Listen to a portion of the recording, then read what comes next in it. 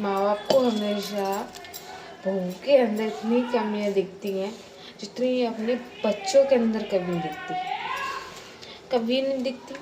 बच्चों के अंदर थोड़ी सी कमी दिखेगी माँ बाप को, पर बहू के अंदर वो सारी कमियां दिख जाएंगी जो सारी कमियां एक पूरी दुनिया में है।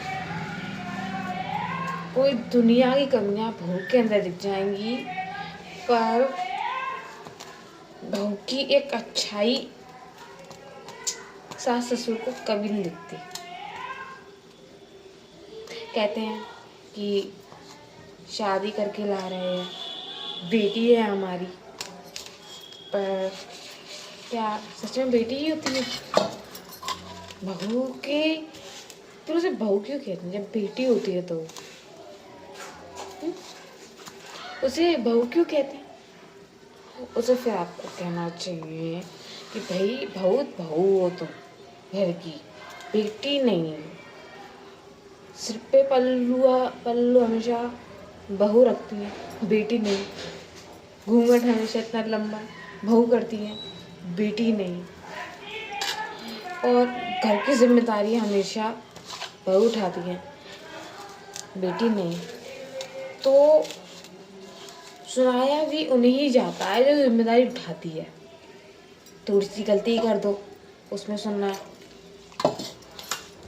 थोड़ी सी भी। जैसे कि आपने एक चीज ले लेती हूँ, एक छोटा सा काम नहीं किया, भूल गई। कैसे भूल गई?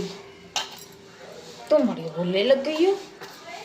अपने माँ के काम तो भूलती नहीं हो, ससुराल के कामों को तो बड़ी जल्दी भूल जाती हो,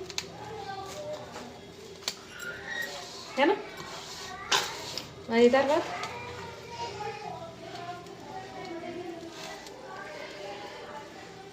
कुछ भी कह लो, पर कहते हैं कि बेटी है, बहू है, पर बहू बेटी कभी नहीं बन सकती, क्योंकि बनाना नहीं चाहते ना। अगर बेटी बन गई तो सिर पे चढ़ेगी, अपनी जगह भूल जाएगी, जो घर में जगह है उसकी। कहाँ जगह है आपको पता ही होगा सभी को, बहू की जगह कहाँ होती है। कहने की समझाने की जरूरत है ही नहीं मुझे।